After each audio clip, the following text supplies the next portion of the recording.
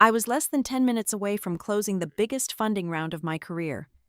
Then the conference room door burst open. The boss's daughter walked right in, snatched the clicker straight from my hand, and told 6 investors, "We do not need your ideas." The room fell dead silent for exactly 1 beat before siding with power. None of them realized the real money-making machine was still standing right there, watching them dig their own graves. My name is Chloe Robinson.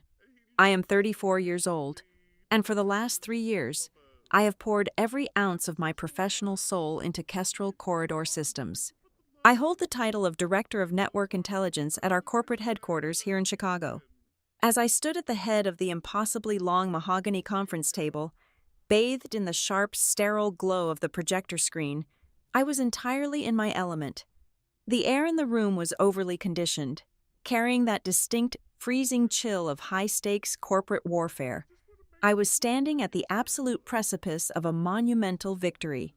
I was presenting the direct culmination of 36 months of relentless labor, 36 months of skipped dinners, ruined weekends, and panicked midnight calls with freight dispatchers stranded on icy highways. Sitting in front of me, arranged in high-backed leather chairs, were 6 senior investors from Ashford Meridian Capital.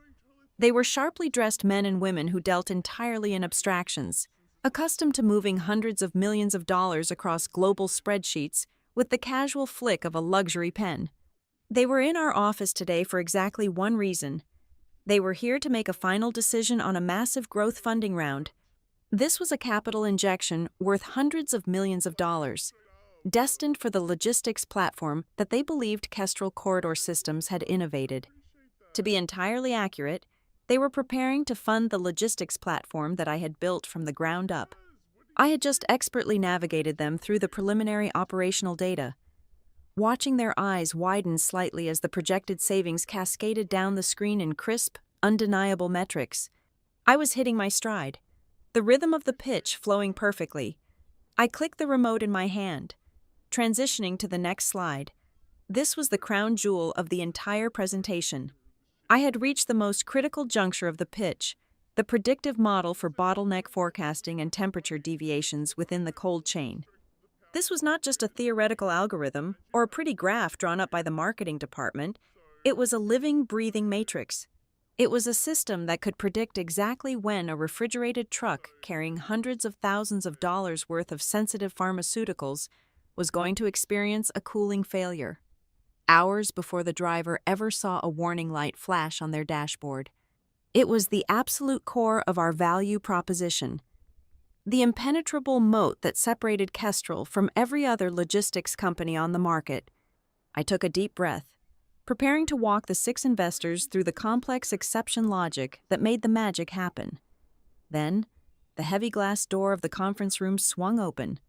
It was not a hesitant push, nor was it the quiet entry of an assistant bringing in fresh water. It was a violent, theatrical entrance.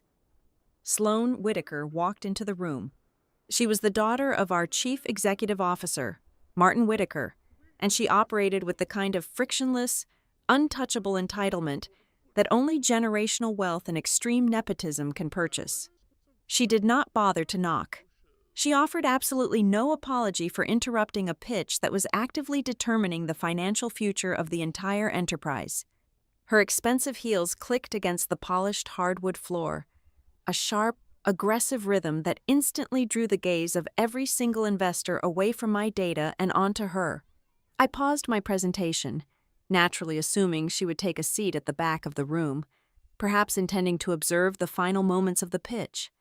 Instead, she walked straight up the length of the room, bypassing the investors, bypassing the empty chairs, and marched directly up to the head of the table. She closed the distance between us until she was standing entirely within my personal space, practically shoulder to shoulder with me, without offering a single word of greeting, without even making eye contact with me. Sloane reached out her hand and slid the presentation clicker right out of my fingers. The motion was so incredibly smooth, so utterly devoid of hesitation or shame, that for a fraction of a second, my brain completely failed to process the sheer audacity of the physical theft. I simply stood there, my hand still slightly raised, As she took control of the room, Sloane aggressively pressed the button on the clicker. The massive projector screen behind me went entirely black. A heavy, uncomfortable silence slammed into the boardroom. Then, she pressed the button a second time. The screen flared back to life, illuminating the room once again. It was the exact same deck. It was my presentation. It was my predictive model shining brightly behind her. Sloane turned her back to me, faced the 6 investors from Ashford Meridian Capital, and began to speak. Her voice was heavily polished, specifically trained for corporate branding and empty storytelling, entirely devoid of the gravel and grit of actual operational experience. She started walking the investors through the complex, predictive metrics. She used the word "we" with a sickening fluidity, seamlessly transitioning into grand statements about her personal vision for this platform. She was aggressively reciting the exact narrative arc I had structured over the past 3 weeks. She was pitching the intricate bottleneck model as if she had spent the last 3 years knee-deep in raw data logs and angry carrier dispute resolutions. Rather than vacationing in the south of France while I built the foundation of her father's company, my chest tightened instantly, a cold, sharp spike of adrenaline flooding my nervous system. I looked past Sloane's perfectly tailored shoulder, directing my gaze straight down the length of the long table to where Martin Whitaker was sitting. He was positioned at the opposite end, occupying the traditional seat of ultimate power. I desperately expected to see shock on his face. I expected him to raise a hand, to professionally but firmly ask his daughter to step out of the room so his director of network intelligence could finish the technical breakdown that secured their funding. Martin did not raise his hand. He did not look embarrassed. He slowly leaned back in his expensive leather chair, crossed his arms comfortably over his chest, and offered a soft, deeply satisfied smile. It was the relaxed, victorious posture of a king watching a successfully executed, prearranged coronation. He was sanctioning this theft. He had actively planned this ambush. The realization hit me like a physical blow to the ribs, knocking the wind out of my lungs. This was not a spoiled daughter acting out of turn or making a foolish, impulsive mistake. This was a highly calculated executive maneuver. The grueling funding round was essentially secured. The heavy lifting and brutal late nights were completely finished, and now it was time to transition the glory, the credit, and the ultimate payout directly to the family bloodline. I quickly shifted my gaze to the investors from Ashford Meridian. These were supposedly some of the sharpest, most ruthless financial minds operating in Chicago. Surely they saw through this violently transparent charade. Surely they recognized a coup when they saw one. One of the senior partners, a man sitting near the center of the table, frowned slightly. His eyes darted rapidly from Sloane, back to me standing completely empty-handed and sidelined, and finally down to Martin at the end of the table. I could practically see him doing the political math in his head. He clearly saw the intellectual theft occurring in broad daylight, but when he looked at Martin and saw the chief executive officer offering nothing but silent, smiling approval, the investor's brief frown completely smoothed out. He offered a small nod, picked up his expensive silver pen, and deliberately returned his full attention to Sloane. One by one, the rest of the room seamlessly followed his lead. They adjusted their postures, leaning forward slightly to listen to Sloane as if my presence had instantly evaporated into the heavily air-conditioned air. They accepted the new reality without a single question. That was the exact moment the true, horrifying gravity of the situation crystallized in my mind. The most devastating aspect of this entire spectacle was not the sheer public humiliation of having my tools taken from my hands. It was not even the blatant, unapologetic theft of my intellectual property. The truly terrifying part was the absolute, unquestioning complicity of the entire room. I realized, with a sickening drop in my stomach, that the worst thing about this moment was not being insulted. It was the fact that absolutely no one in this room viewed this as an insult. They viewed it as the natural, undeniable order of things. Power was simply doing what power inherently does. To them. I was not a pioneer or a creator. I was merely a highly efficient, temporary mechanism that had successfully served its purpose and was now meant to quietly step aside. They truly believed they were backing a polished, legacy-driven leadership team. None of those 6 investors understood that the shiny, confident presentation Sloan was currently delivering was nothing but a fragile, hollow shell without the massive operational engine I had built to actually run it. The anger rising inside me was incredibly sharp and blindingly hot, but I absolutely refused to let it show on my face. I had survived in the brutal, male-dominated freight industry far too long to ever let a room full of wealthy suits see me bleed. Panic is a luxury reserved for the unprepared, and rage is a weapon that is only truly effective when it is served freezing cold. I did not interrupt Sloan. I did not raise my voice, demand my clicker back, or make a dramatic scene that Martin could later twist and frame as a hysterical emotional breakdown from an overworked, unstable middle manager. Instead, I simply took a half step back toward the podium. I reached out and deliberately, methodically, closed the lid of my laptop. The sharp, mechanical click of the casing snapping shut echoed loudly, cutting through Sloane's practiced, buzzword-filled monologue for just a fraction of a second. I kept my face completely neutral, maintaining an unreadable mask of absolute calm detachment. I let my eyes sweep across the 6 investors, meeting their gazes briefly, and then I looked directly down the table at Martin Whitaker. "Enjoy the numbers," I said. My voice was quiet, perfectly steady, and entirely devoid of any tremor or hesitation. I turned around, my posture perfectly straight, and walked deliberately out of the conference room. The heavy glass door clicked firmly shut behind me, sealing them all inside their perfectly constructed, incredibly fragile illusion. They thought I was surrendering. They thought I was just another defeated, replaceable employee walking away from a stolen promotion. As I strode down the brightly lit corporate hallway, leaving behind 3 years of my absolute best work, I knew the devastating truth. Not a single person in that boardroom understood how intensely dangerous my final sentence truly was. They thought they had successfully captured the machine. They had absolutely no idea they had just unplugged it. I was born in Columbus, Ohio, into a small house where the telephone never actually stopped ringing. My father was a long-haul truck dispatcher for a mid-sized freight company, while other children grew up listening to bedtime stories or soft lullabies. I fell asleep to the muffled sound of my dad negotiating late freight penalties from the kitchen table at 2 a.m. I knew exactly what a blown tire on Interstate 80 meant before I even knew how to multiply fractions in grade school. I understood on a molecular level that a delayed shipment of frozen poultry was never just a red line on a corporate spreadsheet. It was an exhausted, angry driver stuck at a way station in the freezing rain, a permanently ruined vendor contract, and $50,000 dissolving into thin air before the sun even came up. That kitchen table was my real education. I am not an ivory tower tech genius who decided to disrupt an industry I had only ever seen from the tinted window of a private jet. I understand the brutal, unforgiving world of logistics from the mud and the cracked asphalt up. I know the blind spots in the massive freight yards. I know the sharp, chemical smell of the industrial cold stations.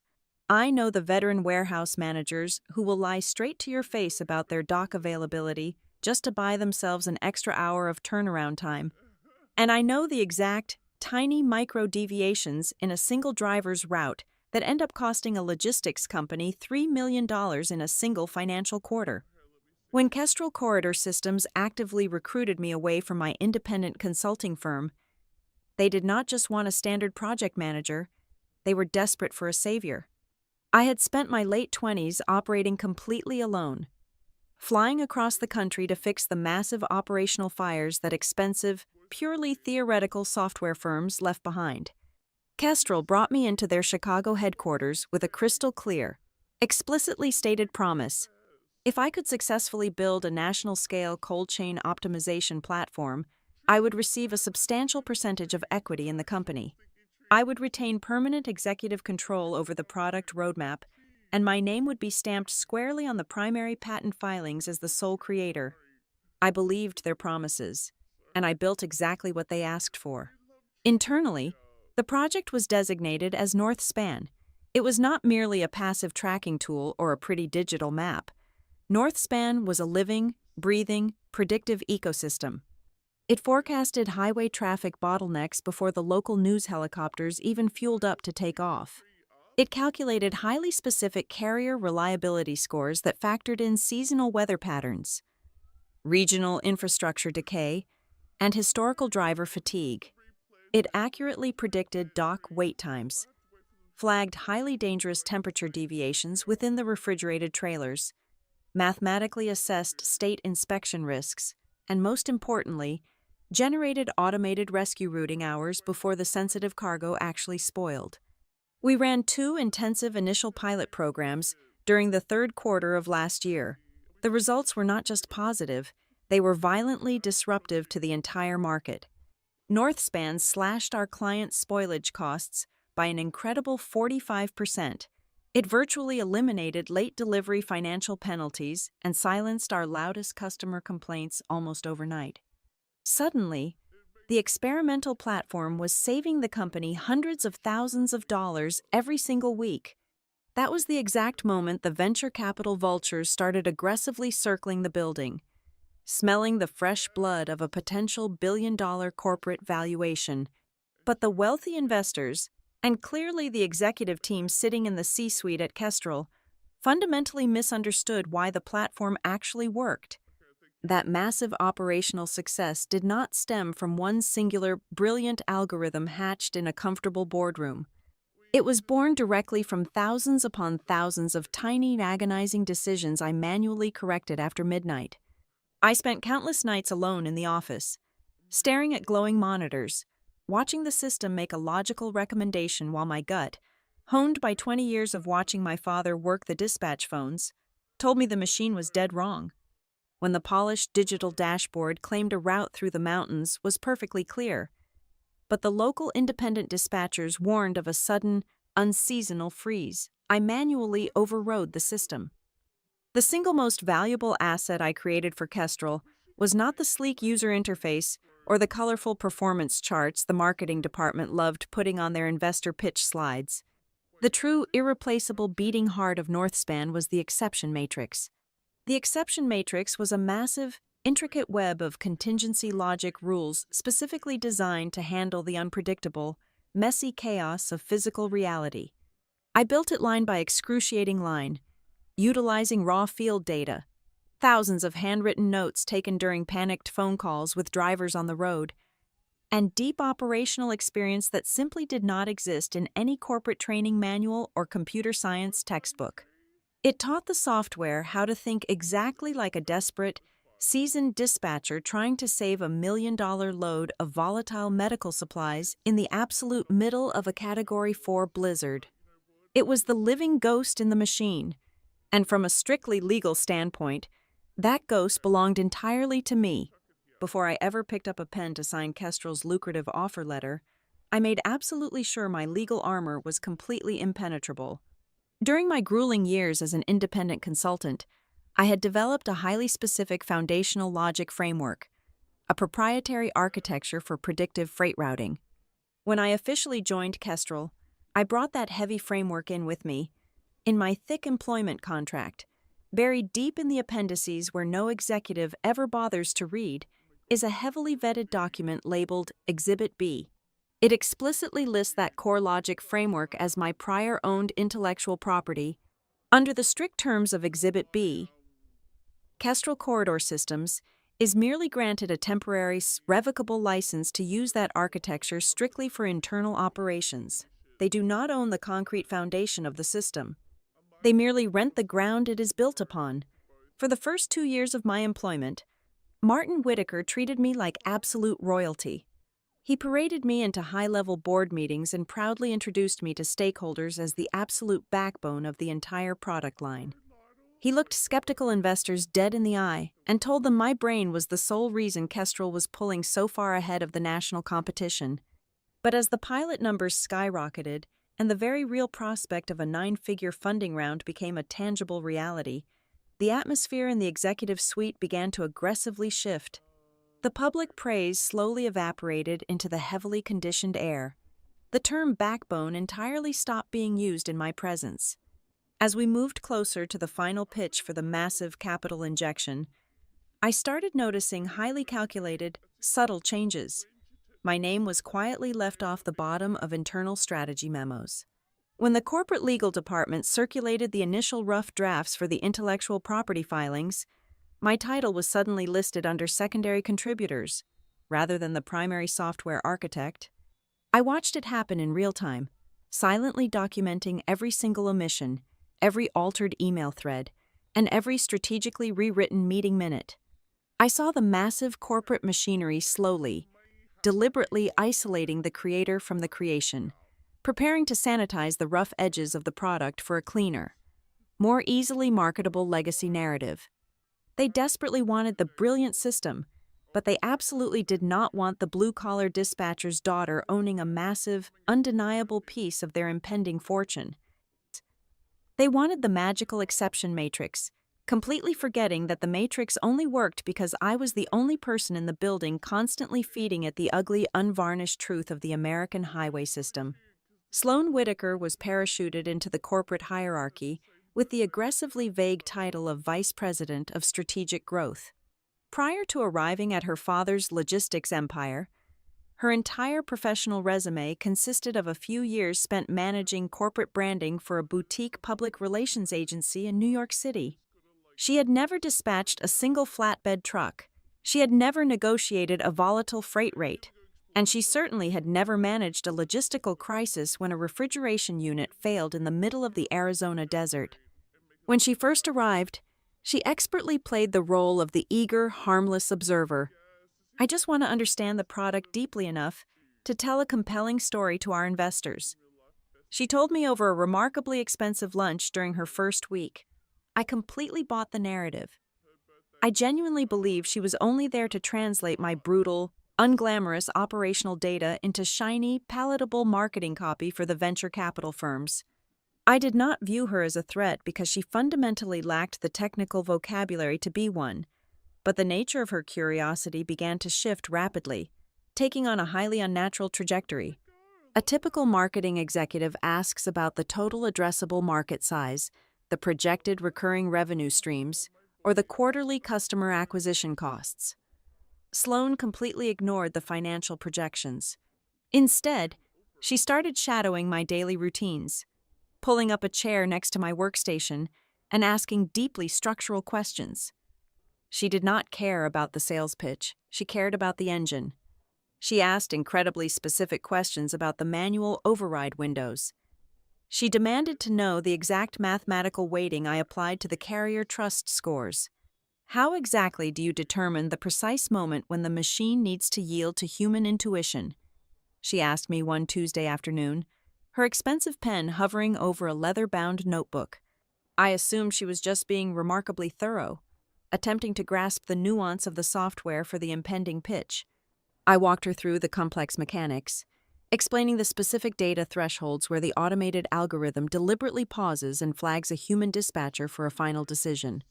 I was unknowingly delivering a masterclass on my own proprietary logic, freely handing her the conceptual keys to the kingdom.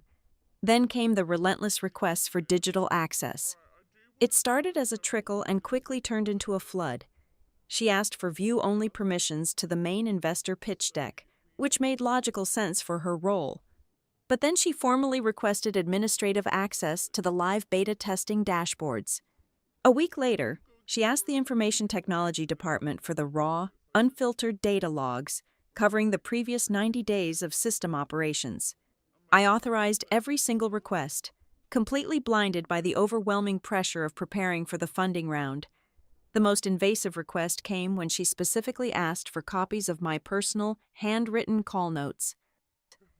These were the messy, chaotic transcripts of my late-night conversations with angry yard managers and our most crucial pilot clients. They were the raw, unstructured human data that I used to manually tune the exception matrix. I handed everything over without resistance, never realizing I was effectively placing the very tools of my own downfall in their hands. The delicate illusion of her harmless, cooperative curiosity came apart completely on a rainy Thursday night. I had left the office around 8 in the evening, but realized halfway home that I had left my laptop charger plugged into the wall beneath my desk. I turned my car around, drove back to the empty corporate campus, swiped my security badge, and walked into the silent, dimly lit network intelligence wing. As I crouched beneath my desk to retrieve the cord, my eyes drifted to my heavy steel filing cabinet. The bottom drawer was misaligned by perhaps a quarter of an inch. It was a microscopic deviation, but in a professional world governed by absolute, uncompromising precision. It was a blaring siren. I unlocked the drawer and pulled it open. My primary operational notebook, a thick, heavily worn ledger where I mapped out the raw, uncodified logic rules before digitizing them, was sitting horizontally across a stack of standard vendor contracts. I never, ever left it in that position. It always lived perfectly vertical. Flush against the cold left wall of the steel drawer, someone had been physically digging through my foundation. I immediately sat down in my dark office, the only illumination coming from the glowing street lamps shining through the rain-streaked windows, and booted up my workstation. I bypassed the standard user interface and directly queried the raw internal network access logs for my highly restricted departmental servers. I ran a targeted search on Sloan Whitaker's user credentials. The results scrolling across my screen made my blood run entirely cold. Over the past 14 days, her account had systematically downloaded massive, highly specialized architectural folders. The timestamps on these massive data transfers were the most damning evidence. Every single download had been executed exclusively between midnight and 4 in the morning. There was absolutely no legitimate business reason for a branding executive to be scraping the deepest, most complex layers of our predictive routing engine in the totally dead hours of the night. This was not a late-night learning exercise. This was a targeted, methodical, and heavily premeditated extraction of intellectual property. The final, undeniable pieces of the hostile corporate takeover snapped violently into place exactly 48 hours later. Our internal legal department sent me a securely encrypted digital envelope containing the preliminary draft of our primary system patent application. I scrolled rapidly through the dense, suffocating legalese, scanning the contributor section. My name was present, but sitting directly adjacent to it, legally listed as a primary co-author of the system, was Sloan Whitaker. She had never written a single line of actionable code. She had never authored a solitary rule within the complex exception logic framework. She did not even possess the foundational knowledge required to reboot the core servers without triggering a catastrophic system failure. Yet, there her name sat, permanently tethered in ink to the intellectual property I had bled for over 3 years. Later that exact same afternoon, a separate, seemingly innocuous email arrived from the Human Resources Department. The subject line casually read, "Routine update to compensation and benefits structure." It was cleverly disguised as a highly generous pre-funding bonus agreement, offering a massive cash payout immediately upon the successful closing of the Ashford Meridian capital injection. But I did not just read the bolded numbers, I read every single word of the fine print. Buried deep on the 7th page, deliberately hidden within a dense, impenetrable thicket of standard boilerplate confidentiality clauses, was a newly drafted paragraph regarding corporate intellectual property rights. The legal language was exquisitely slippery and deeply malicious. It was specifically engineered to retroactively blur the absolute legal boundary between my pre-existing proprietary framework, the exact foundation protected by Exhibit B of my original employment contract, and Kestrel's newly developed company assets. If I blindly signed that document in exchange for a temporary influx of cash, I would inadvertently surrender the absolute ownership of my foundational logic directly to Martin Whitaker. The temporary, revocable license they currently held would quietly and legally morph into a permanent, irrevocable transfer of total ownership. I did not panic. I did not storm up to the executive suite, kick open the heavy mahogany doors, and demand a self-righteous explanation. Doing so would only alert them that I had successfully spotted the legal tripwire before stepping squarely on it. Instead, I calmly closed the document without appending my digital signature. I systematically downloaded every single draft of the patent, every revised legal clause, and every damning digital access log. I took high-resolution screenshots of the entire email timeline, establishing an unbreakable chain of evidence proving exactly when the altered documents were sent and who had actively authorized them. Then, I picked up my personal cell phone, walked entirely out of the glass building, and made a quiet, unrecorded call to the aggressive intellectual property attorney who had drafted my original employment contract 3 years ago. I gave him a single, highly explicit instruction. Before the sun went down that evening, he had quietly filed the necessary state paperwork to legally reactivate the independent corporate entity I had operated under before Kestrel ever knew my name. I was meticulously sealing my armor in the dark, silently preparing for an absolute war they arrogantly believed they had already won. I pulled my car into the aggressively empty corporate parking lot at exactly 5 in the morning. The sky over Chicago was still a bruised, heavy purple, matching the oppressive weight sitting squarely in my chest. I had not slept a single minute since I walked out of that boardroom. I swiped my security badge at the side entrance, bypassed the dark reception desk, and headed straight for my office. My sole intention was to pack my personal belongings into a standard cardboard box, wipe my local hard drives, and cleanly exit the building long before the executive suite arrived to pretend that yesterday's violent intellectual robbery was just a standard corporate procedure. But as I walked past the main operational dispatch floor, an expansive room we internally called the control deck, my footsteps slowed to a complete halt. Usually, at this hour, the room was a loud, chaotic symphony of ringing telephones, shouted delivery coordinates, and the heavy clacking of mechanical keyboards as the morning shift took over the overnight freight lines. Today, the atmosphere was entirely different. It was suffocatingly quiet. It felt exactly like a hospital waiting room after a catastrophic accident. Nobody was shouting. Nobody was aggressively typing. Instead, nearly a dozen senior dispatchers and route managers were huddled tightly in small groups, staring up at the massive, wall-mounted digital dashboards. They were looking at the glowing screens as if they were trying to decipher an alien language. The platform they relied on every single day had suddenly become completely unrecognizable overnight. I stepped quietly onto the carpeted floor, moving closer to the primary routing monitor. The system was actively generating logistical recommendations that bordered on absolute operational insanity. The digital map was bleeding a bright, aggressive red, throwing dozens of critical failure alerts every few seconds.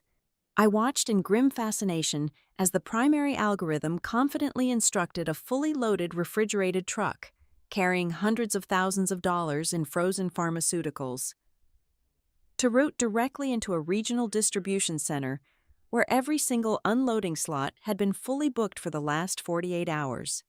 The system was literally instructing the driver to park a temperature-sensitive load in a hot asphalt lot with absolutely nowhere to plug in the cooling unit. On another screen, the automated assignment module was aggressively prioritizing a secondary carrier network that had a documented history of arriving late to their destinations over 30% of the time. The platform was completely ignoring the strict, legally binding temperature limit drop-offs required by our most valuable medical clients, treating highly volatile chemical shipments exactly the same as a truckload of dry lumber. One of the lead operational managers saw me standing there and immediately broke away from the group, his face pale and drawn. He looked completely exhausted. He explained that they had been trying to run a standard morning simulation to prepare for the active shipping day. They had taken the exact same historical data set, the precise numbers that Sloan had triumphantly presented to the 6 investors yesterday afternoon, and plugged them back into the live system to generate the daily routing plans. But the results were completely different. The mathematical magic was entirely gone. The massive projected cost savings had completely vanished from the output fields, replaced instead by a violently spiking error rate. The system was hemorrhaging theoretical money, projecting hundreds of thousands of dollars in late delivery penalties and spoiled cargo losses before a single physical truck had even turned its engine on. The machine was eating itself alive. Suddenly, the heavy double doors at the back of the control deck swung open. Sloan Whitaker rushed into the room. She was no longer projecting the frictionless, untouchable confidence she had wielded so effortlessly in the boardroom the day before. Her expensive designer jacket was unbuttoned. Her hair was slightly disheveled, and her eyes were darting frantically across the sea of red warning lights illuminating the dispatch floor. She looked both deeply confused and incredibly hostile. She spotted me standing near the center console and immediately marched in my direction, her heels clicking erratically against the floorboards. She did not bother asking the operations team for a status update. She went straight for the accusation. "What exactly did you do to the primary server before you left yesterday?" Sloan demanded, her voice cracking like a cheap whip across the silent room. "Did you plant a bug in the routing logic? Did you delete a vital framework file out of spite?" I simply stared at her, feeling a profound, almost peaceful sense of detachment. She sounded exactly like an amateur who had successfully stolen a high-performance sports car, only to violently stall the engine in the middle of a busy intersection because she had absolutely no idea how to operate a manual transmission. She fundamentally believed that possessing the keys was the exact same thing as knowing how to drive. Before I could even formulate a response to her baseless accusation, my desk phone began to ring loudly from my office down the hall. A second later, the intercom system chimed. It was Martin Whitaker's executive assistant, her voice tight and nervous, publicly requesting my immediate presence in the chief executive officer's office. I turned my back on Sloan, leaving her standing alone amidst the glowing red failure screens, and walked slowly down the executive corridor. When I entered Martin's office, the polite, relaxed, and deeply satisfied monarch from yesterday afternoon was completely gone. He was standing tightly behind his massive oak desk, his knuckles pressed hard against the polished wood. He was staring at a miniature replica of the dispatch dashboard on his private monitor, watching the operational margins violently slip right through his fingers. He did not offer me a seat. He did not offer a pleasant greeting. He looked up at me, his face tight with barely contained panic and rising anger. "You need to explain to me, right this very second, why our proprietary system cannot replicate the operational efficiency we demonstrated to the Ashford Meridian partners yesterday," Martin stated, his voice heavy with the threat of corporate authority. "Fix the simulation immediately, or I will consider this a deliberate act of corporate sabotage." I stood perfectly still in the center of the plush, expensive rug. I looked at the man who had happily watched his daughter publicly steal 3 years of my absolute best work while he smiled in silent approval. I felt no fear, no intimidation, and no desire to save his sinking ship. I kept my voice completely level, stripping away any trace of emotion, and looked him directly in the eyes. "I was under the distinct impression that we do not need my ideas," I said. I did not wait for him to process the absolute finality of my statement. I did not wait for him to scream, threaten legal action, or attempt to negotiate a temporary truce. I simply turned around and walked out of his office, leaving the door wide open behind me. As I walked back through the heavy doors of the control deck to finally collect my cardboard box, the sheer scale of the disaster escalated from a digital simulation into a brutal physical reality. One of the senior dispatchers was practically shouting into his headset. A massive, high-priority pilot client based out of Indianapolis was currently on the line. A highly volatile load of temperature-sensitive medical supplies had just been actively misrouted by the failing algorithm. Instead of being directed to a specialized cold storage facility, the system had successfully dispatched the refrigerated trailer to a standard, non-insulated dry dock warehouse right in the middle of a brutal Midwest heatwave. The cargo was already warming, and the company was suddenly staring directly down the barrel of a massive, legally binding breach of contract penalty. The financial damage was no longer theoretical. It was actively happening on the asphalt. I kept walking, my face completely impassive, navigating through the panicked dispatchers and the ringing telephones. I reached the far end of the hallway, heading toward the main elevator banks to finally leave the building. I pressed the silver button to call the elevator and waited. As the digital numbers above the doors slowly counted down, I instinctively glanced over my left shoulder, looking down the long, glass-walled corridor that overlooked the entire chaotic dispatch floor. Standing perfectly still at the very end of the hall, Entirely separated from the screaming managers and the flashing red screens, was Elias Grant. He was the lead senior investor from Ashford Meridian Capital. He had not flown back to his New York headquarters after the pitch yesterday. He was standing there in a perfectly tailored dark suit, his hands clasped casually behind his back. He was staring intently through the thick glass, watching the absolute operational meltdown of Kestrel Corridor Systems. He was observing the chaos with a cold, calculating intensity, standing there for much, much longer than an investor who confidently trusted his money ever should. He saw the smoke, and he was staying to find the fire. It was precisely 8 o'clock in the evening when a sharp, deeply authoritative knock echoed through my living room. I did not need to walk over and check the security peephole to know exactly who was standing on the other side of my front door. A man like Martin Whitaker did not dispatch low-level messengers or human resources representatives when his multi-million-dollar empire was actively crumbling. He came himself.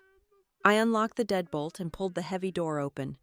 Martin was standing in the dimly lit hallway of my apartment building, still wearing the exact same bespoke, charcoal gray suit he had worn during the disastrous morning hours at the office. He looked entirely out of place standing on my practical woven rug, carrying the heavy, suffocating aura of the corporate executive suite directly into my personal sanctuary. He carried himself with the unyielding posture of a man who firmly believed his sheer financial leverage could successfully command the physical universe to obey his commands. He did not offer a polite greeting. He did not wait for an invitation to enter. He stepped right past me, walking directly into the center of my living room. He skipped the apologies, entirely ignoring the brutal, calculated public humiliation his daughter had orchestrated the previous afternoon. He bypassed diplomacy and launched straight into a highly aggressive, scorched-earth legal offensive. "You are playing an incredibly dangerous and remarkably foolish game right now, Chloe," Martin said, his voice dropping into a low, threatening baritone that was specifically designed to intimidate subordinates. "Northspan was developed using my secure servers, my corporate payroll, and my company resources. It belongs to Kestrel Corridor Systems. If you even attempt to walk out that door and take that proprietary architecture to a competitor, or try to build it on your own, I will absolutely destroy you.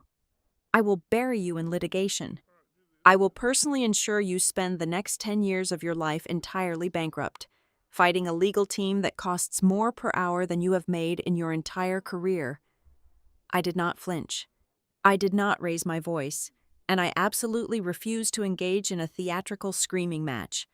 Panic is exactly what he expected. I simply turned my back on him, walked over to my kitchen island, and opened my personal laptop. I did not need to desperately search through nested folders. The documents were already queued up on the screen, waiting for this exact confrontation. "I highly suggest you sit down, lower your voice, and actually read the legally binding documents your own attorneys signed 3 years ago," I replied. My tone was perfectly even, heavily chilled, and completely devoid of any fear. I tapped the trackpad and turned the glowing screen to face him. I had pulled up a high-resolution, certified digital scan of my original employment contract. I scrolled directly past the standard compensation clauses and bypassed the non-disclosure agreements, stopping squarely on the heavily vetted appendix section. "This is Exhibit B," I stated, tapping my index finger against the bezel of the monitor.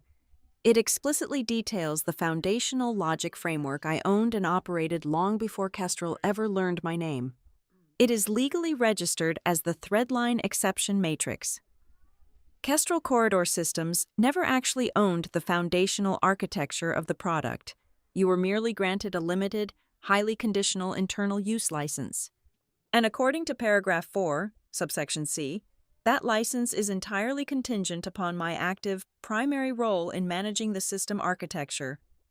Martin stared hard at the screen, his jaw tightening visibly, but he stubbornly refused to concede the battle. He crossed his arms, attempting to maintain his aggressive physical dominance.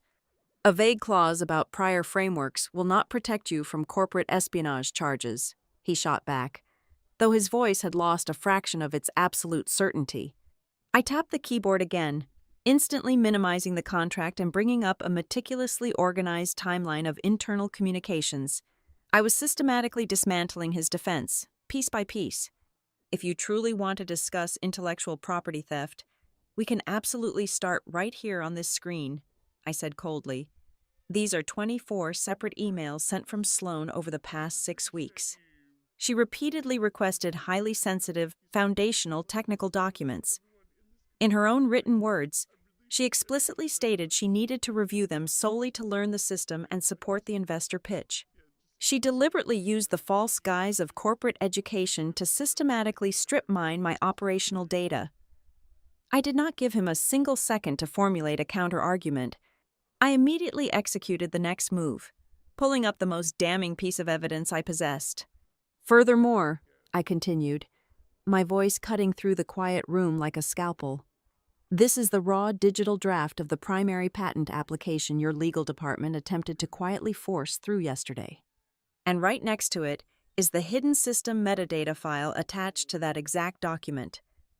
I highlighted a highly specific string of server logs on the monitor. This digital fingerprint clearly proves that the primary contributor list was actively altered exactly 4 days before the pitch. My name was intentionally downgraded to a secondary consultant, and Sloan's name was fraudulently inserted as a primary co-author. It was a premeditated, highly coordinated effort to falsify legal documents and successfully steal a commercial patent before the Ashford Meridian capital injection arrived. The heavy and aggressive corporate warlord persona instantly evaporated from Martin's posture. He looked at the undeniable digital paper trail, realizing with absolute, terrifying certainty that his brute force intimidation tactics had completely failed. He was standing in the apartment of a woman who had anticipated his every move and built an impenetrable legal fortress while he was busy planning a victory party. Like any seasoned executive suddenly backed into a lethal corner, he instantly shifted his strategy from the heavy stick to the massive carrot. He let out a long, theatrical sigh, uncrossing his arms and attempting to adopt the gentle, deeply concerned tone of a misunderstood mentor. "Let us be reasonable adults about this situation," Martin said, his voice suddenly thick with forced conciliation and desperate warmth. "Emotions are running incredibly high right now. Terrible mistakes were made in the heat of the moment. I will freely admit that. We are literally days away from closing a financial deal worth hundreds of millions of dollars. I am prepared to offer you a massive retention bonus to come back and fix the simulation models. We are talking about $2 million in liquid cash, deposited directly into your personal account the very morning the Ashford Meridian wire transfer clears." He took a step closer to the kitchen island, leaning in as if we were close conspirators. "I will personally promote you to Senior Vice President of Technology," he offered smoothly. "You will have a corner office on the executive floor. We will quietly write this entire week off as a highly unfortunate internal miscommunication. Come back, save the deal, and we will get back to building this logistics empire together." The financial offer was objectively staggering, but when I looked at Martin Whitaker, I felt nothing but absolute freezing contempt. I understood the precise mechanics of corporate power far too well to ever accept his poisoned chalice. "You truly do not understand how authority works, do you?" I replied softly, shaking my head slightly. "Anyone who accepts a massive bribe to return to a room after being publicly robbed of their dignity will never actually hold real power again. You would give me a fancy title and a heavy check today, but the exact second the ink dried on those venture capital contracts, you would begin quietly dismantling my network access, isolating my team, and pushing me out the door. I absolutely refuse to be a highly paid hostage trapped inside my own creation." I reached out and closed the laptop with a sharp, incredibly decisive snap. The sound echoed loudly in the quiet apartment. "I am going to tell you the exact truth, Martin," I said, looking directly into his desperate eyes. "Kestrel is not collapsing right now because you are missing a polished presentation. Your company is currently bleeding out on the dispatch floor because you arrogantly believed you could separate the digital product from the human being who actively created the operational logic to run it. You thought you could just swap the driver and keep the engine running, You were wrong." Martin stood there for a long, heavy moment. His face flushed a deep, angry red as the finality of my words truly registered. He violently adjusted the cuffs of his expensive suit, trying desperately to salvage a final, pathetic shred of his shattered authority before retreating. "You are making the biggest financial mistake of your entire life," he warned quietly, his voice shaking with barely contained fury. "You cannot possibly build a competing infrastructure without massive capital, and I will personally make sure no venture firm in this entire city ever takes your phone call." He turned around sharply and walked out of my apartment, letting the heavy oak door slam aggressively shut behind him. As his heavy footsteps faded down the hallway, I knew exactly what he was thinking. He genuinely believed I was bluffing. He thought I was just an emotional, overreacting employee trying to desperately leverage a better severance package. The exact second the deadbolt clicked securely back into place, I moved with absolute, calculated precision. I did not sit down on the couch to process the adrenaline. I did not pour a drink to celebrate winning the argument. I immediately reopened my laptop, connected to my encrypted secure network, and initiated a massive data transfer. I sent the entire comprehensive bundle of legal evidence, the Exhibit B documents, the access logs, the email chains, and the altered patent drafts directly to my intellectual property attorney with a single instruction to prepare for immediate offensive litigation. Then, I picked up my personal cell phone. I completely bypassed my standard corporate contacts and scrolled straight to my private, encrypted directory. I dialed the direct personal cell phone numbers of the two largest, most lucrative pilot clients Kestrel had on its roster. They were veteran warehouse operators and tough freight managers who had personally trusted my operational integrity over Kestrel's shiny corporate branding. I was not just burning Martin Whitaker's bridge. I was actively redirecting the entire river, right under his feet. The sun had barely cleared the Chicago skyline when the black town cars pulled back into the Kestrel Corridor Systems parking lot. The 6 partners from Ashford Meridian Capital had not returned to simply listen to another carefully rehearsed narrative. They had specifically demanded a live, unscripted demonstration of the Northspan platform. They wanted the protective training wheels taken entirely off. They wanted to watch the multi-million-dollar software ingest live, unpredictable data and react to physical disruptions in real time. Martin Whitaker stood at the glass entrance of the main control room, greeting the venture capitalists with a smile so incredibly stiff it looked as though it had been painted onto his face. His expensive suit hung slightly differently on his shoulders today, bearing the invisible, crushing weight of a man desperately trying to keep a sinking ship afloat just long enough to cash a massive check. Inside the sprawling control deck, Sloane Whitaker was positioned squarely in the center of the room.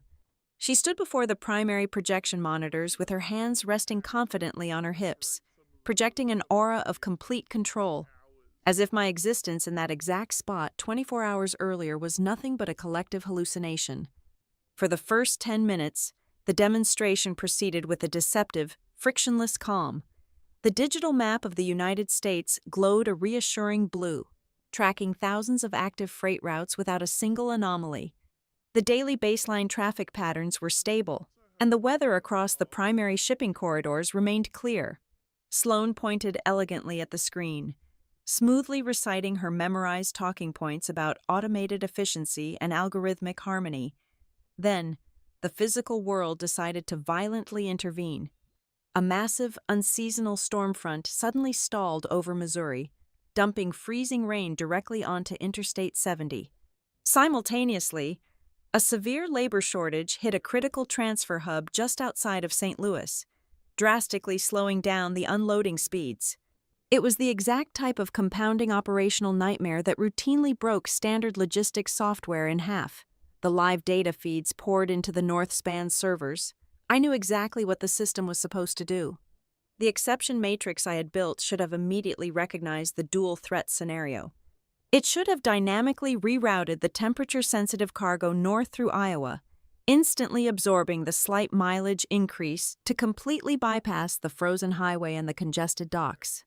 Instead, the massive digital map on the wall flashed a warning, calculated a response, and made a recommendation that made every single veteran dispatcher in the room completely stop breathing.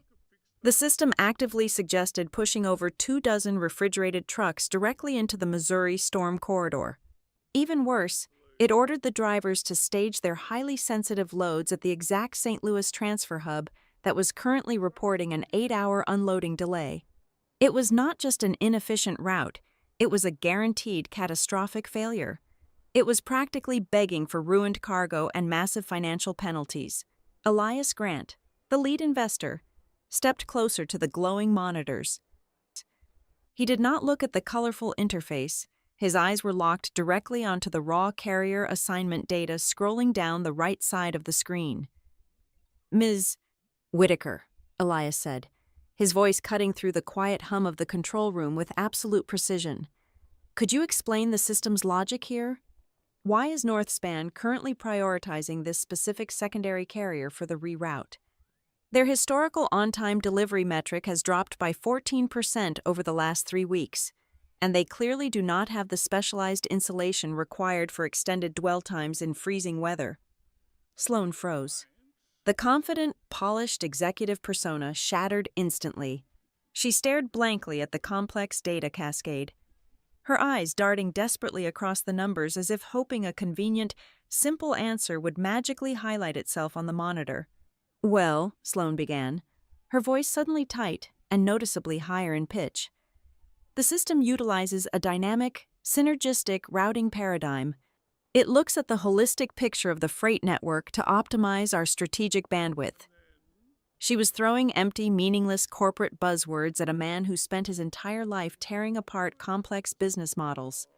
Elias did not blink. He simply tilted his head, waiting for an actual operational answer. The head of operations, a grizzled logistics veteran named Owen Pike, could not bear the agonizing silence any longer.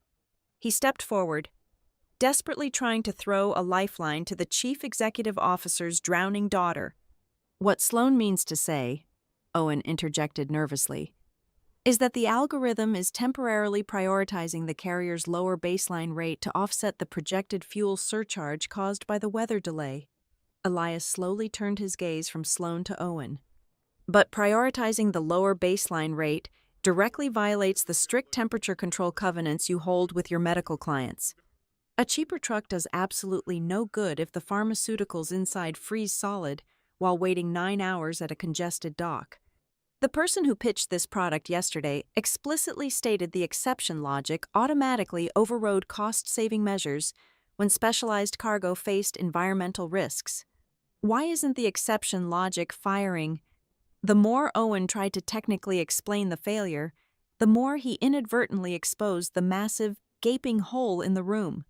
He was a brilliant operations manager, but he did not write the code. And Sloan, the woman standing at the center of the deck, claiming ownership of the intellectual property, clearly did not understand the foundational mathematics of her own supposed creation.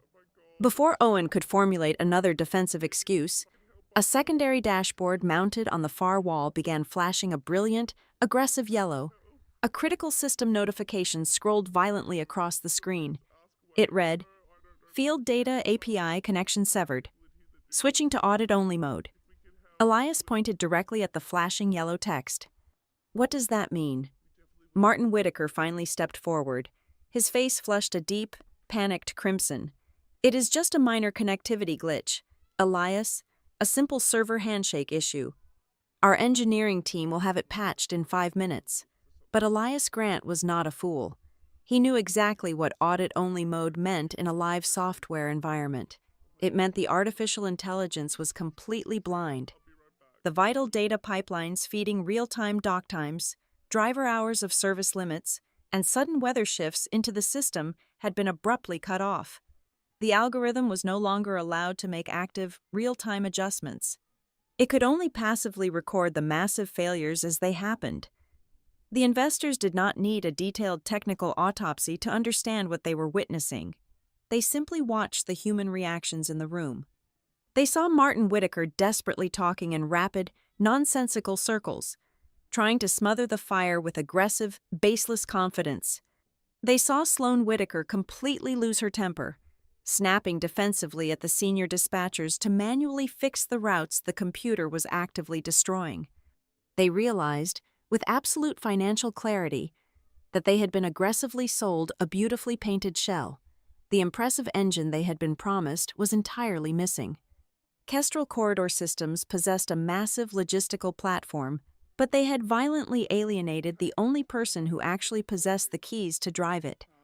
The live demonstration did not end with a polite round of applause or a handshake sealing a $100 million deal. It ended in a suffocating, awkward silence. The 6 investors from Ashford Meridian Capital packed up their heavy leather briefcases, thanked Martin for his time with chilling formality, and walked straight out of the building. That evening, I was sitting at my dining room table, surrounded by stacks of freshly printed legal documents and newly formed corporate registration filings. The sun had long since set over the city, casting long shadows across my apartment. My personal cell phone vibrated against the wooden table. I did not recognize the incoming number. It was carrying a New York area code. I picked up the device and answered. "This is Chloe Robinson," I stated calmly. "Ms. Robinson," a deep, measured voice replied on the other end of the line. "This is Elias Grant." I leaned back in my chair, feeling a sudden, sharp spike of absolute clarity. The chaotic dominoes I had left behind in that control room had finally finished falling.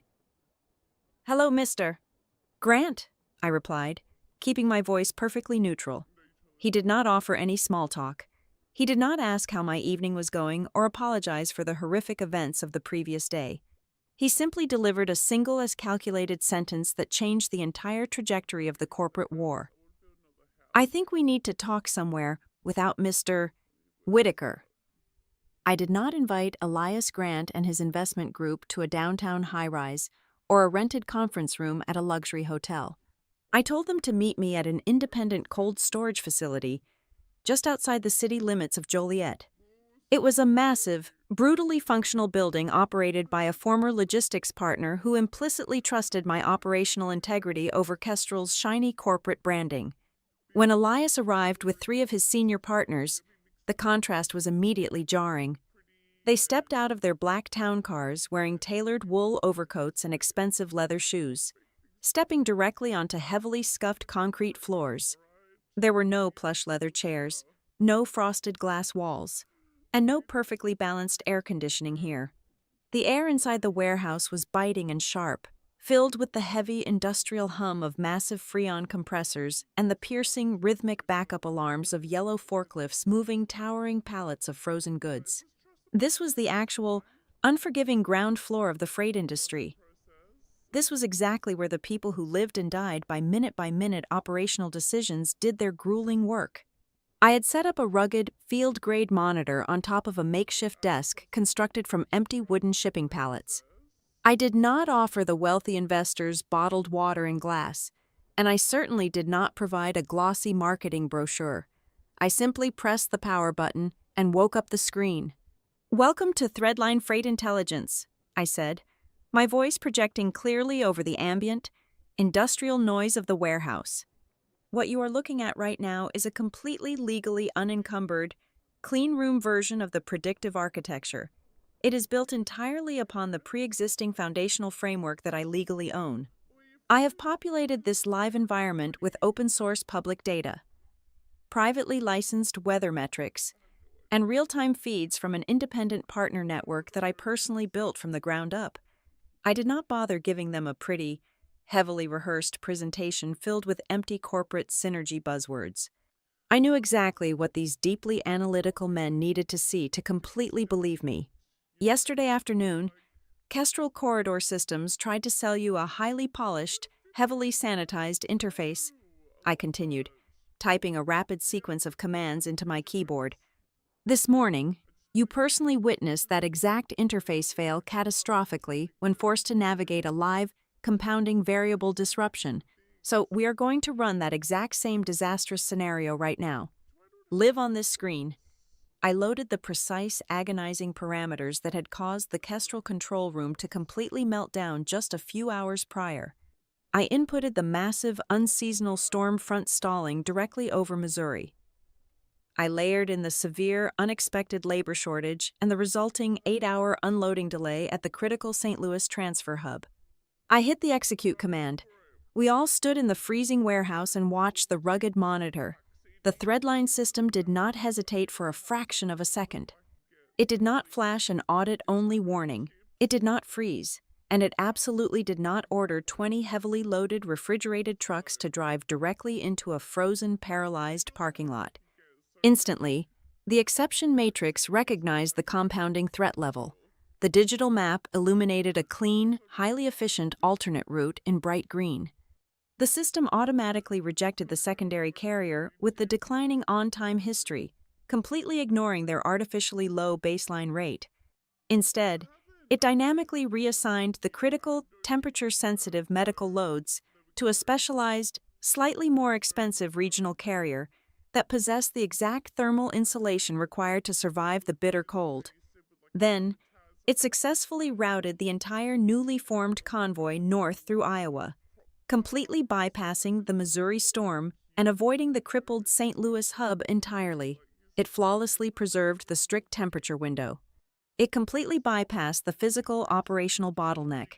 It did exactly what a veteran, battle-tested human dispatcher would do, only it calculated the complex, multivariable maneuver in less than 2 seconds. Elias Grant stepped closer to the makeshift pallet desk. His sharp eyes locked intently on the flawless execution displayed on the screen. He did not say a single word, but the slight, deeply approving tilt of his head spoke absolute volumes.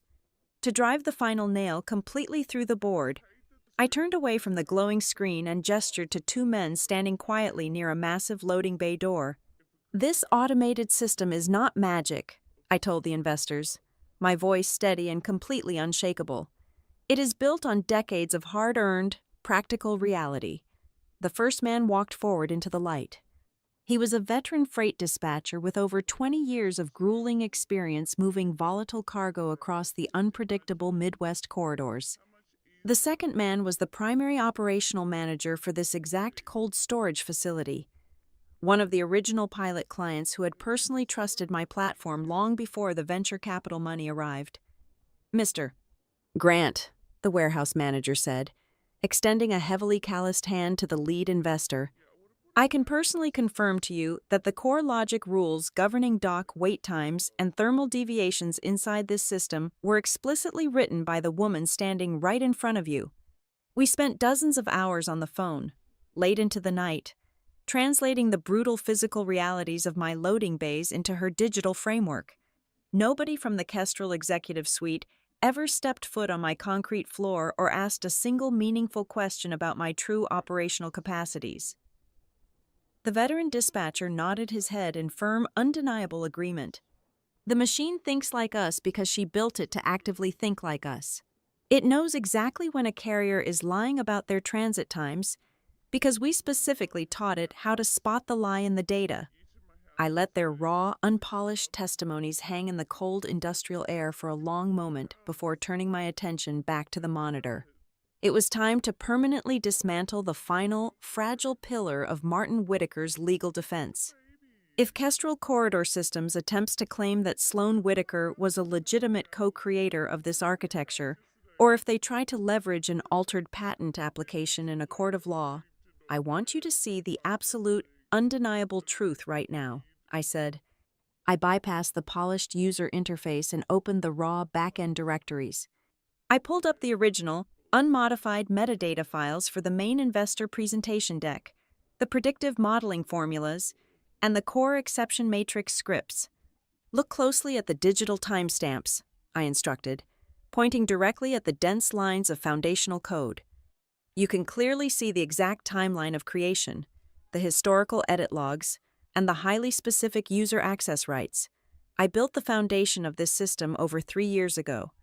The metadata proves beyond a shadow of a legal doubt that Sloan Whitaker never even accessed these files until exactly 4 weeks ago.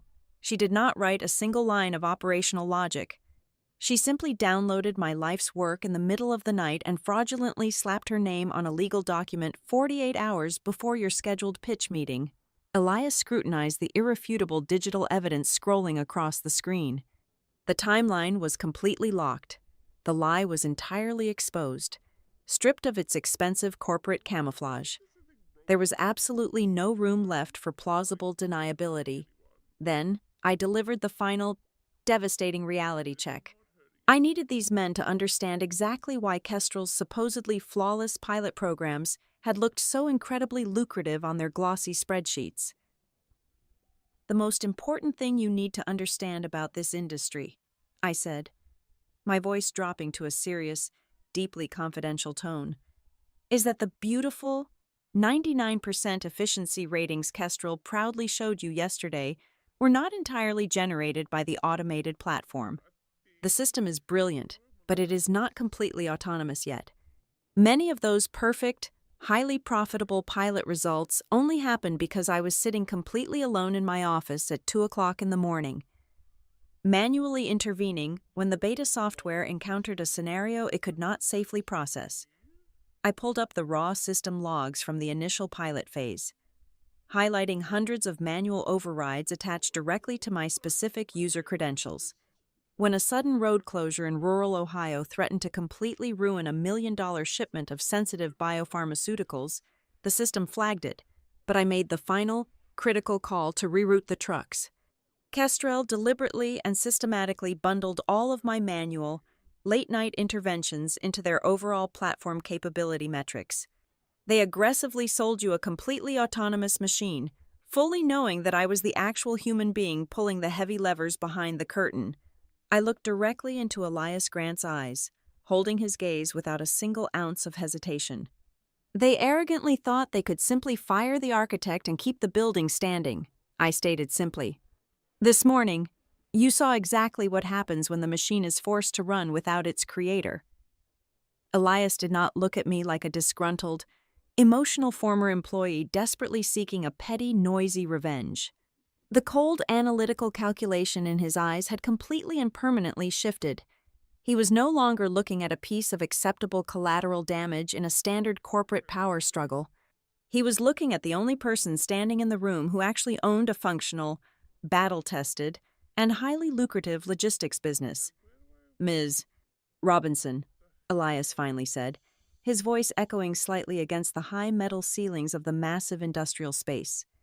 You have made your point with exceptional, undeniable clarity. The platform operates beautifully under immense stress, and the chain of ownership is entirely transparent. He turned to his 3 senior partners, sharing a brief, silent look of absolute consensus. It was the exact same silent communication they had used in the Kestrel boardroom, but this time it was entirely in my favor. He turned his attention firmly back to me. Kestrel Corridor Systems attempted to sell us a beautifully painted, hollow shell, Elias continued, his tone shifting smoothly from a cautious investigator to a highly motivated negotiator. I am absolutely no longer interested in buying a shell. I am solely interested in funding the engine. The morning after my demonstration in the freezing Joliet warehouse, the massive financial machinery of Ashford Meridian Capital completely shifted its gears. They transformed instantly from eager investors, ready to write a check for hundreds of millions of dollars, into a ruthless squad of corporate forensic investigators. Elias Grant did not formally decline the Kestrel Corridor Systems deal. Instead, he initiated an aggressive, emergency due diligence audit. He demanded immediate, unfettered access to Kestrel's proprietary ownership records, the raw, unfiltered pilot data, and a comprehensive legal justification for every single technological claim Martin Whitaker had made during that disastrous pitch. This sudden, aggressive pivot forced Kestrel's deeply insulated board of directors to finally wake up. Facing the terrifying prospect of a massive investor lawsuit before the ink on any term sheet was even drafted, the board mandated an immediate internal review. The protective walls surrounding the executive suite began to crack, and the deep systemic rot festering inside the company violently spilled out into the open. The first critical fracture occurred inside the finance department. Derek Boone, the chief financial officer at Kestrel, had always been a nervous, highly analytical man who heavily preferred spreadsheets over corporate politics. When the board pulled him into a closed-door session and aggressively grilled him regarding the sudden investor panic, his fragile composure completely shattered. He practically stumbled over his own words as he revealed a highly guarded, incredibly dangerous corporate secret.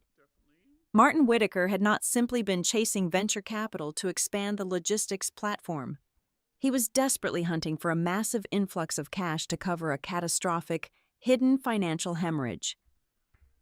He did not just want the glory of a successful tech platform, Derek told the board, his voice shaking visibly as he pushed a thick financial ledger across the mahogany table. We have a $50 million balloon payment due in less than 60 days for the Northwest warehouse leases. Martin authorized those properties 18 months ago, and they are completely empty. If the Ashford Meridian Capital does not clear the accounts, Kestrel will be entirely insolvent by the end of this financial quarter. That revelation completely reframed the entire corporate theft. Martin did not just want to steal my intellectual property to build his daughter's resume. He actively needed the deal to survive at all absolute costs. If the funding fell through, the hidden warehouse debt would instantly crush Kestrel into total bankruptcy. My sudden, unplanned departure had not just ruined a presentation. It had effectively pulled the life support plug on his entire financial empire. As the panic spread through the executive floor, the corporate legal department forcefully applied the brakes to Martin's desperate schemes. My private intellectual property attorney had delivered a massive, highly detailed cease and desist package directly to their primary office exactly 1 hour after the financial markets opened. When the internal lawyers reviewed the irrefutable metadata logs and saw the blatant, highly documented authorship dispute regarding the threadline exception matrix, they immediately refused to proceed with the pending patent application. They fully understood that pushing a fraudulent patent into the Federal Registry constituted severe corporate fraud. The legal mechanism designed to permanently lock my intellectual property inside Kestrel's vault completely collapsed in a matter of hours. The internal bloodletting rapidly accelerated. Owen Pike, the grizzled head of operations who had helplessly tried to save Sloan during the disastrous live demonstration, realized the ship was actively sinking. He decided to secure his own professional life raft. He requested a private meeting with the board of directors and formally testified against the chief executive officer's daughter. She cornered me in the control room just 3 hours before the investors arrived. Owen stated flatly to the investigative committee, refusing to take the fall for executive incompetence. She explicitly ordered me to delete Chloe's name from the master presentation file. When I told her it was a massive mistake, she told me it was strictly about projecting a unified leadership messaging strategy. She wanted complete credit, and she demanded I erase the actual architect to get it. The board's investigators then turned their sights onto the Human Resources Department. They seized the internal email servers and quickly unearthed the heavily disguised contract addendum that had been sent to my inbox just days before the pitch. The digital paper trail proved unequivocally that Martin had personally applied extreme pressure on the Human Resources Director to finalize that specific, ambiguous language immediately. It was undeniable proof of premeditation. They had meticulously laid the legal traps, actively preparing to steal the underlying architecture long before Sloan ever walked into the conference room and took the clicker from my hand. The immediate consequence of these devastating internal discoveries was completely silent but incredibly absolute. Sloan Whitaker was entirely stripped of her administrative access to the network intelligence systems. There was no company-wide email announcement. There was no polite corporate explanation regarding a sudden shift in strategic responsibilities. One morning, her expensive security badge simply stopped unlocking the heavy glass doors leading to the operational control deck. Her specialized server logins returned cold, automated error messages. Everyone in the building saw her aggressively jiggling the handle of a locked door, and the entire workforce instantly understood that something massive was violently collapsing from the top down. In the notoriously tight-knit logistics industry across the Midwest, absolute secrets simply do not exist. Rumors began to aggressively spread through the massive freight yards, the bustling truck stops, and the quiet corporate lounges. The whispers were consistent and highly damaging. Kestrel Corridor Systems had actively inflated their technological capabilities, fundamentally lied to their biggest investors, and most importantly, completely alienated the single operational architect who actually knew how to keep their frozen freight from rotting on the asphalt. Their most valuable pilot clients began quietly reviewing the exit clauses in their massive service contracts, preparing to jump ship before the final collapse, while Kestrel Corridor Systems systematically tore itself apart from the inside out. I was sitting in a sparsely furnished, heavily secured office space located on the industrial outskirts of Chicago. I had officially registered Threadline Freight Intelligence as an active corporate entity. I was not doing this out of a desperate, emotional need for petty revenge. Revenge is a massive waste of operational energy, and it does not pay the bills. I was operating out of absolute, cold necessity. I began quietly initiating secure, encrypted conversations with a few highly trusted, veteran software engineers and brilliant operational managers who had quietly resigned from Kestrel over the past 2 years. I did not offer them empty corporate synergy or hollow promises. I showed them the pristine, legally unencumbered architecture I had demonstrated to Elias Grant. I showed them the raw, undeniable potential of a system built purely on operational truth, entirely devoid of corporate politics and executive nepotism. I offered them genuine equity in a machine that actually worked. I was not just building a new logistics platform, I was meticulously constructing an impenetrable fortress. I was building a permanent, unshakable structure where my code, my logic, and my endless nights of grueling labor would be completely protected by ironclad ownership. I was guaranteeing, with absolute certainty, that no entitled executive or desperate chief financial officer would ever be able to walk into my boardroom and snatch the clicker out of my hand ever again. The retaliation from the executive suite arrived exactly 48 hours later, entirely devoid of subtlety and heavily armed with expensive corporate malice. When Martin Whitaker realized his board of directors was actively fracturing and his massive financial lifeline was slipping away, he resorted to the oldest, dirtiest playbook utilized by desperate men in power. He weaponized the legal system. I was walking out of my newly leased office space late on a Tuesday evening when a man in a nondescript gray jacket stepped directly into my path and aggressively pressed a thick, heavily bound stack of legal documents into my chest. It was a formal civil summons. Kestrel Corridor Systems was officially suing me for the theft of proprietary trade secrets, malicious corporate sabotage, and direct breach of fiduciary duty. Martin did not actually care about winning a prolonged courtroom battle 3 years from now. He was entirely focused on the immediate, highly destructive optics of the lawsuit. Venture capital firms absolutely despise active litigation. They view legal disputes as a toxic, radioactive variable. Martin's sole objective was to aggressively smear my professional image, painting me as a massive liability, just long enough to make Elias Grant and the Ashford Meridian partners hesitate and freeze their transition to my new company. Simultaneously, a highly coordinated, vicious whisper campaign began actively circulating through the tight-knit logistics industry press. Anonymous corporate sources, heavily directed by Martin's internal public relations team, began leaking carefully crafted narratives to influential trade journalists. They did not attack my technical intelligence, because the pilot data made that impossible. Instead, they attacked my temperament. They planted quotes describing me as highly emotional, deeply unpredictable, and fundamentally impossible to manage. They painted a picture of a disgruntled, unstable mid-level employee who threw a catastrophic tantrum and maliciously broke the company's servers simply because she was denied a routine promotion. It was a dark, suffocating wave of character assassination designed to completely isolate me from the market.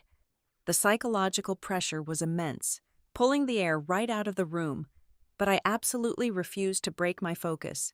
I knew responding to the rumors would only validate them. The true measure of Kestrel's internal desperation, however, did not reveal itself in a legal document. It revealed itself in the pouring rain on a Thursday night. I was unlocking the door to my car in the dimly lit parking lot of my new office when a dark luxury sedan pulled up directly behind me, completely blocking my exit. The passenger door opened, and Sloane Whitaker stepped out into the freezing drizzle.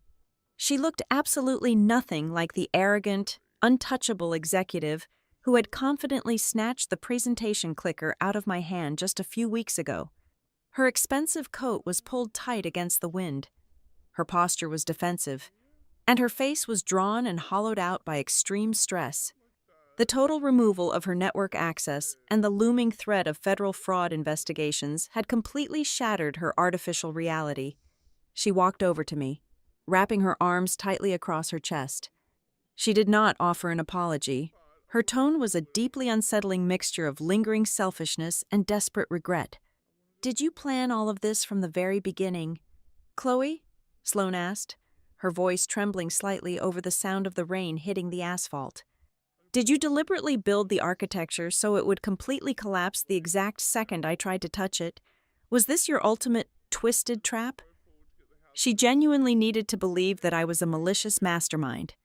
If I had deliberately sabotaged the system, then she was merely an innocent victim of my cruelty, rather than the primary architect of her own spectacular failure. I stood in the rain, looking at the chief executive officer's daughter with a profound, freezing emptiness. I did not orchestrate a single piece of this collapse. "Sloane," I replied, keeping my voice dead level and completely devoid of sympathy. "I did not build a trap, and I did not write a single line of malicious code. I simply refused to stand perfectly still while you and your father casually signed your names on my life's work. You drove the car directly into a concrete wall because you fundamentally refused to learn how the steering wheel functioned. You do not get to blame the person who built the engine for your complete inability to drive." Sloane stared at me for a heavy moment, the brutal, unvarnished truth finally piercing through her lifelong shield of entitlement. She turned around without saying another word, climbed back into her dark sedan, and drove away into the stormy night. The absolute turning point of the entire war arrived less than 12 hours later, coming from the most unlikely source inside the Kestrel corporate hierarchy. Mara Keene, the general counsel for Kestrel Corridor Systems, was a fiercely intelligent, highly pragmatic woman who possessed absolutely no personal loyalty to Martin Whitaker's fragile ego. Her sole professional mandate was to protect the corporate entity itself. When Martin's reckless, fraudulent actions threatened to completely vaporize the entire company, Mara made a cold, calculated decision for her own legal self-preservation. Early Friday morning, a heavily encrypted hard drive was securely delivered directly to my intellectual property attorney via an independent courier. Mara Keene had silently defected. The digital package she secretly transferred was utterly explosive. It contained a comprehensive, undeniable archive of Martin Whitaker's direct communications with the Director of Information Technology. The emails explicitly ordered the engineering team to forcefully duplicate my highly restricted personal development folders. More damningly, they contained direct written authorization from Martin, commanding the server administrators to artificially backdate the creation timestamps on the altered patent documents to make it appear as though Sloane had been involved from the very beginning. It was absolute, irrefutable proof of premeditated corporate fraud initiated directly by the chief executive officer. But the most lethal weapon inside Mara's encrypted package was not the proof of theft. It was the absolute destruction of Martin's current lawsuit against me. Martin had publicly staked his entire legal defense on the narrative that I had maliciously crippled the system on my way out the door, causing the catastrophic failure during the live investor demonstration.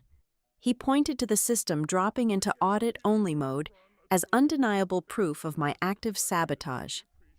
The highly confidential vendor contracts Mara provided completely shattered that lie. She included the original, unredacted service-level agreements signed by our largest pilot clients, including the massive medical supply company in Indianapolis. Buried deep within the data privacy and security covenants was a highly specific, legally binding operational clause. The pilot clients had explicitly mandated that direct real-time write access to their live logistics data could only be handled by a formally certified primary system architect. My specific name and my unique security credentials were legally hard-coded into the vendor contracts as the sole authorized operator for the exception layer. The exact moment Martin Whitaker politically removed my authority and actively locked me out of the primary servers, The external vendor application programming interfaces automatically registered an unauthorized security environment. According to the strict terms of their own contracts, the client systems instantly and automatically revoked Kestrel's right to alter their live freight routes. The system dropped into audit-only mode precisely because it was designed to protect the clients from unauthorized, uncertified users like Sloan Whitaker. I had not broken the system. Martin Whitaker's arrogant political decision to replace the architect with his daughter had automatically triggered a massive legal failsafe that instantly paralyzed the entire network. He had quite literally locked his own keys inside the burning car. The walls were now completely closed in. Ashford Meridian Capital officially lost all remaining patience with the public spectacle. Elias Grant forcefully scheduled a mandatory all-hands emergency summit for the very next morning. He summoned the entire Kestrel board of directors, Martin Whitaker, outside legal counsel, and key pilot client representatives to a neutral boardroom in downtown Chicago. It was designated as the absolute final meeting to determine the ultimate fate of the massive capital injection and the future of both companies. I spent my final night completely alone in my office, ignoring the exhaustion burning behind my eyes. I did not spend the hours pacing the floor, drafting dramatic speeches, or thinking about the emotional weight of revenge. I operated with the cold, methodical precision of a surgeon preparing for a highly critical operation. I meticulously organized the massive mountain of evidence Mara Keene had provided, combining it seamlessly with my own foundational metadata logs and the Exhibit B ownership documents. I arranged everything into a perfectly linear, heavily cross-referenced timeline. I printed the emails, the server access records, and the contract clauses, placing them into thick, highly organized binders for every single person who would be sitting at that conference table tomorrow. I did not add a single dramatic adjective or a single emotional plea to the presentation materials. I stripped away all the noise, all the corporate spin, and all the frantic public relations damage control. When the sun finally began to rise over the Chicago skyline, casting a pale, cold light through my office windows, I closed the final binder. I knew exactly what was going to happen in a few hours. I did not need to raise my voice or aggressively demand justice. The raw, completely unvarnished truth was already sharp enough to cut through solid bone, and I was fully prepared to let it do the exact job it was designed to do. The neutral conference room was located on the 60th floor of a towering glass building in downtown Chicago. I walked through the heavy double doors precisely at 9 o'clock in the morning. The massive oak table was already incredibly crowded. The entire Kestrel Corridor Systems Board of Directors sat tightly along one side, their faces drawn and incredibly grim. Elias Grant and his senior investment team from Ashford Meridian Capital anchored the far end of the room. Massive digital screens mounted on the back wall displayed the silent, watchful faces of our two largest pilot clients, dialed in remotely from their respective warehouses. Martin Whitaker entered the room exactly 2 minutes later. He was wearing his standard armor, a perfectly tailored navy blue suit, and he immediately attempted to seize control of the room's oxygen. He flashed a practiced, highly diplomatic smile toward the investors and the tense board members, desperately attempting to frame the impending corporate slaughter as a minor, manageable human resources dispute. "Ladies and gentlemen," Martin began, his voice dripping with forced reason and artificial warmth, "I want to thank you all for coming together so quickly this morning. We are clearly dealing with a highly emotional personnel conflict that has unfortunately spilled over into our operational arena. I am fully prepared to offer Ms. Robinson a highly generous financial settlement today to resolve this misunderstanding, put the past behind us, and get our core platform back on track for the funding round." I did not sit down. I did not raise my voice, and I absolutely did not accept his pathetic attempt at corporate gaslighting. I simply placed my heavy leather briefcase onto the polished oak table and snapped the brass locks open. I pulled out 7 perfectly bound, heavily indexed binders and slid them smoothly across the table to Elias Grant, the board members, and the senior legal counsel. "I am not here to negotiate a severance package, Martin," I said. my voice echoing coldly off the soundproof glass walls. And this is absolutely not a personnel dispute. This is a forensic autopsy of corporate fraud. I turned my attention directly to the board of directors, completely ignoring Martin's sudden, sharp intake of breath. I walked them systematically through the exact, undeniable timeline of the theft.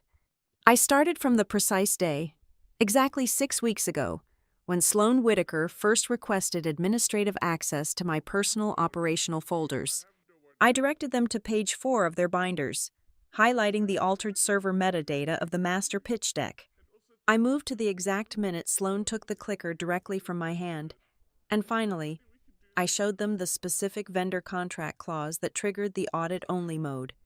I proved with absolute mathematical certainty that the network was currently paralyzed specifically because the executive suite actively violated their own security protocols to steal my architectural work. Martin's face flushed a deep, panicked crimson. This is entirely fabricated out of spite. The platform belongs solely to Kestrel. We hold the primary operational licenses and the federal patent applications. Before I could even respond to his desperate, sinking lie, Mara Keene, the general counsel for Kestrel Corridor Systems, slowly stood up from her chair at the end of the table. She did not look at Martin. She looked directly at the chairman of the board. "The evidence presented in these binders is entirely accurate," Mara stated, her voice completely devoid of any emotion or loyalty to the man who hired her. "Furthermore, it is my strict fiduciary duty to inform this board that Martin Whitaker actively concealed the highly conditional nature of the Exhibit B internal use license. He deliberately authorized the falsification of the authorship records on the pending patent filings. Most critically, he completely hid the terrifying reality that this impending venture capital deal was the only thing standing between Kestrel and a $50 million default on the Northwest warehouse leases. He lied to the investors, he lied to the creator of the software, and he actively lied to this board of directors." A dead, suffocating silence violently slammed into the room. The board members stared at Martin in absolute horror. He opened his mouth to speak, desperately trying to spin one final lie, but the devastating reality had completely pinned him to the floor. There was absolutely no corporate public relations spin powerful enough to hide a $50 million financial crater combined with active federal intellectual property fraud. I did not let the heavy silence linger. I turned toward the massive display screens and plugged my secure laptop directly into the main projection feed. The massive monitor instantly split evenly down the middle. "On the left side of the screen," I announced clearly, "is the live operational feed from Kestrel Corridor Systems, currently running without a certified exception layer. On the right side is Threadline Freight Intelligence, utilizing the exact same live data feeds. I triggered a simulated, multivariable disruption, a sudden, massive port strike on the East Coast combined with a severe fuel shortage in the Rust Belt. The entire room watched the screens in real time. On the left side, Kestrel's multi-million-dollar platform violently crashed. The system froze solid, throwing hundreds of red failure alerts and effectively paralyzing the simulated supply chain because it fundamentally lacked the dynamic human logic required to navigate the unprecedented bottleneck. On the right side of the screen, Threadline did not even hesitate. It smoothly absorbed the massive systemic shock, dynamically rerouted 40 high-value shipments to secondary inland hubs, perfectly preserved the strict temperature constraints, and generated a clean, automated report explaining the exact logical parameters of every single decision it executed. It was a brutal, undeniable execution of technical superiority. Elias Grant slowly closed his binder. The sharp, metallic snap of the rings shutting echoed like a gunshot in the quiet room. He stood up and adjusted his suit jacket, radiating absolute, uncompromising financial authority. "The technical reality displayed here is absolutely indisputable," Elias declared, looking directly at the pale faces of the Kestrel Board of Directors. "Ashford Meridian Capital is officially withdrawing our term sheet and severing all pending financial negotiations with Kestrel Corridor Systems, effective immediately." He then turned his sharp gaze squarely onto me. "So, the cold, Investigative calculation in his eyes was completely gone, replaced by a deep, genuine professional respect. "Ms. Robinson," Elias continued, his voice projecting clearly across the silent room, "my partners and I are fully prepared to issue a new term sheet for $100 million, directed exclusively to Threadline Freight Intelligence. Our sole condition for this investment is that you retain absolute permanent control over the product architecture and the corporate governance. We want to fund the architect, not the landlords." The entire room completely shattered. The chairman of the Kestrel board immediately demanded Martin Whitaker's unconditional resignation right there at the mahogany table, aggressively threatening to unleash a tidal wave of personal liability lawsuits if he refused to step down instantly. Sloan Whitaker, who had been sitting frozen and entirely silent in the back corner of the room, was formally stripped of all executive titles and instantly subjected to a massive internal investigation for data theft and gross misrepresentation to federal investors. The massive corporate empire they had arrogantly tried to steal had completely and violently collapsed right on top of their heads. As the corporate lawyers began aggressively shouting across the table, and the panicked board members scrambled to contain the massive legal fallout, I quietly stepped up to the front of the room. I tapped my keyboard one final time. The split-screen comparison vanished, replaced by a single, brilliantly clear slide. It was the exact same slide. The highly specific, intricately detailed predictive modeling diagram I was standing in front of when Sloan Whitaker burst through the doors and arrogantly took the clicker out of my hand. I stood perfectly still, letting the bright, glowing light from the projector wash over my shoulders. I looked around the chaotic conference table. Not a single person dared to raise their voice over mine. No one attempted to physically block my path, and absolutely no one in that massive room dared to say that they did not need my ideas anymore. I took a deep, incredibly satisfying breath, completely owning the space I had built, and I finally finished my presentation. Thank you so much for listening to my story today. Please leave a comment down below and let me know where in the world you are listening from, so we can connect and share our thoughts together. If you enjoyed this, please subscribe to the Boss Revenge Stories channel, like this video, and support me by pressing the hype button so this story can be heard by even more people.